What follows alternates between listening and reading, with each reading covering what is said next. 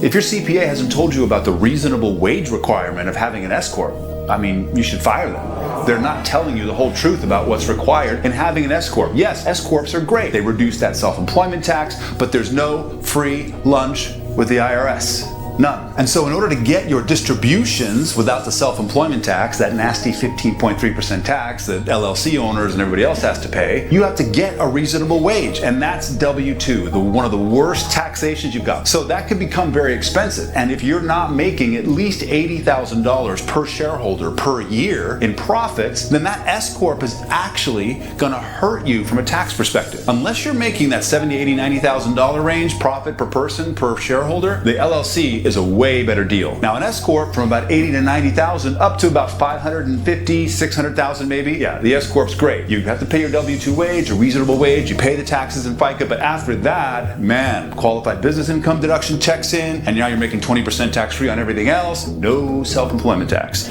Dope. But above 600,000, you're paying 40% tax no matter what, and we have to do something from the corporate structure side of things. Otherwise, it doesn't make any sense. But your CPA isn't telling you anything about that, right?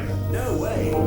No, so we have to be smarter than the people that are our so-called professionals. Otherwise, we're gonna get snowed and we're gonna get into a corporate situation that's gonna end up hurting us, and there's very little we're gonna be able to do about it.